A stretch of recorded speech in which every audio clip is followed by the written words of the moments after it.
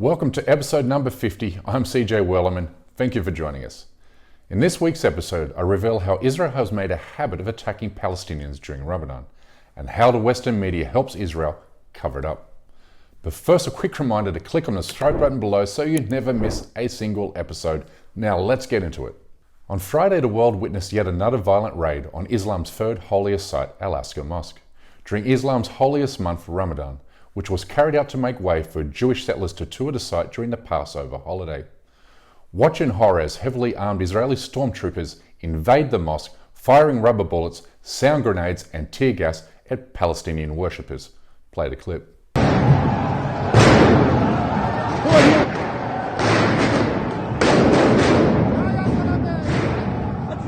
Needless to say, if the army of any other occupying force carried out a raid on one of the world's holiest religious sites while assaulting journalists and medics along the way, then the US and its democratic allies would slap sanctions against the offending government and funnel weapons to the victims. But this is Israel, an apartheid colonial regime that enjoys total impunity, thanks to its primary benefactors, the United States, Europe, Saudi Arabia, and UAE. With media outlets providing Israel with further diplomatic cover by using benign headlines to whitewash and conceal the Zionist state's human rights violations and war crimes. I mean, look how the Newswire Associated Press reported the raid, which left more than 150 Palestinians injured at the hands of heavily armed Israeli soldiers. But the Associated Press wasn't alone in using the word clashes to describe Israeli soldiers beating, gassing, and shooting unarmed Palestinian worshippers, as seen here in headlines by the New York Times, Reuters, and Sky News. You know, all the usual suspects. But worse, they report total rubbish in saying stuff like, it was not immediately clear what sparked the violence, when it was totally clear to every journalist on the ground that the violence was sparked by Israeli forces carrying out a violent raid on Al-Aqsa Mosque. I mean, there's no way in hell these same media outlets would carry a headline saying it was not immediately clear what sparked the violence after, let's say, Russian occupation forces carried out a raid on a church in Ukraine. But as has been proven time and time again, the Western media deliberately ignores how violence against Palestinians flows directly from 70 years of Israeli occupation. It takes only a small dose of truth and honesty to report the nature of the violence as it truly is. And in fact, it's as simple as removing the word clashes and replacing it with the words violent attack, and then holding Israeli soldiers directly responsible for physically attacking unarmed Palestinian worshippers at one of the world's holiest religious sites. It's really that simple. Now watch this next video and then you tell me, was this a clash or unprovoked violence against elderly and defenseless Palestinians?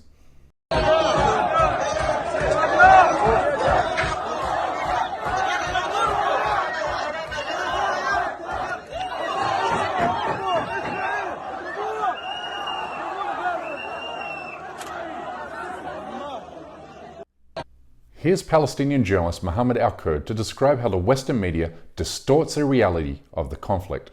I think Western media that uses words like clashes and conflict to describe colonialism, to describe military occupation, to describe power dynamics that are so drastically desperate is unprofessional, and it lacks any journalistic integrity. Now I'm looking at you, the Associated Press, CNN, BBC, and the New York Times.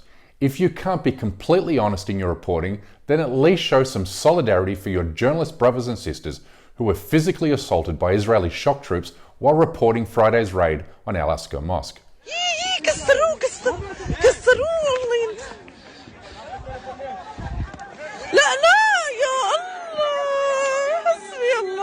And watch here how they break the arm of a journalist who was documenting their crimes.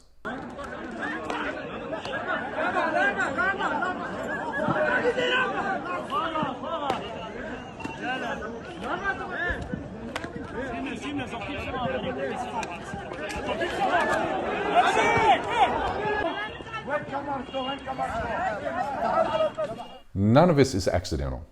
Time and time again, Israel has deliberately targeted journalists in order to hide its war crimes, as it did last Ramadan when it bombed an office building shared by Al Jazeera and the Associated Press.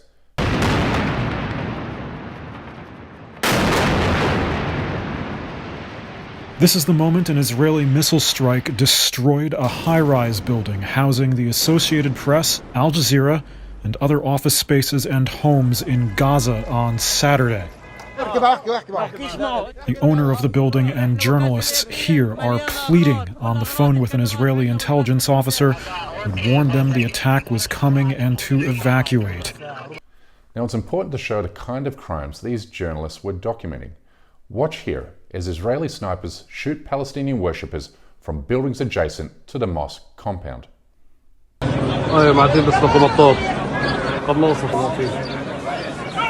And then once inside the mosque itself, they beat up, tie up, and shoot anyone they can find.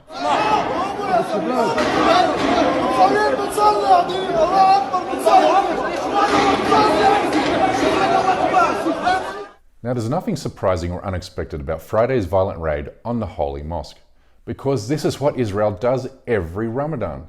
In fact, I predicted this would happen in my recent column for Inside Arabia, because as I stated just a few seconds ago, this is what Israel does every Ramadan. Here's footage from the violent raid Israel carried out on the mosque during the Islamic holy month last year. Well, there have also been explosions of stun grenades and tear gas inside Al-Aqsa Mosque. It's understood that people were staging a sit-in protest and security forces attempted to clear them. Palestinians said they wanted to guard the mosque ahead of the nationalist march. This raid was followed by an 11-day military offensive against Gaza, which killed 270 Palestinians, including 69 children. Hamas's infrastructure and the homes of its leaders have taken a severe beating. So have the people in Gaza, poor and cut off. Israel doesn't allow them to leave Gaza, even when it's attacking. According to health officials, around 200 in Gaza have been killed so far, including more than 60 children.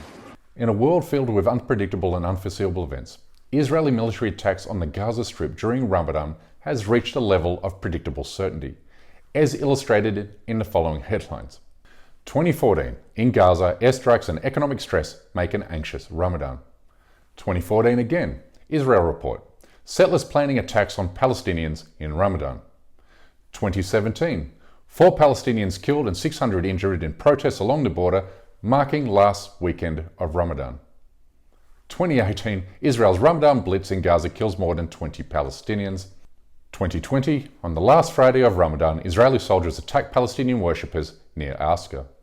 2021, Israel does not spare Gaza from strikes even during Ramadan. And then in 2022, an Israeli television network documented how armed Jewish militias promise another bloody Ramadan.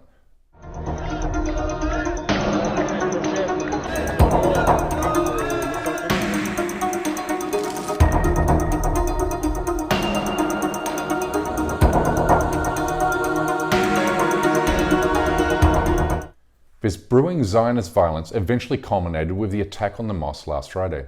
But the violence didn't stop there. Watch here as Israeli forces brutally assault Palestinians who were waiting to receive their family members who had been detained during the violent raid.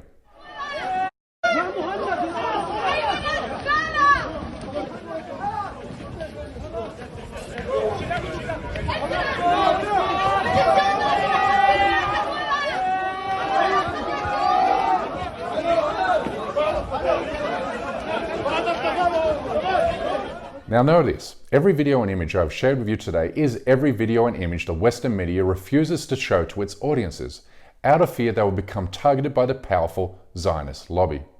But the good news is this, Americans, including the country's political class, are slowly waking up to the realities and brutalities of the Israeli occupation, as evident here in a tweet by a US Congresswoman on Friday. And I can assure you this, Israel's days as an illegal occupier are numbered, because the truth is getting out. Anyway, that's a wrap for this week. Thanks for tuning in. Please like and subscribe to this channel and help spread the word with your friends and family on Facebook, Twitter and Instagram. And we kindly ask you please support this endeavor by becoming a member of this show at patreon.com/CJWellerman. We can't produce, sustain and grow the show without your help, and we offer exclusive benefits to those who do. But for now, good night, good morning or good day, wherever you are, and stay blessed.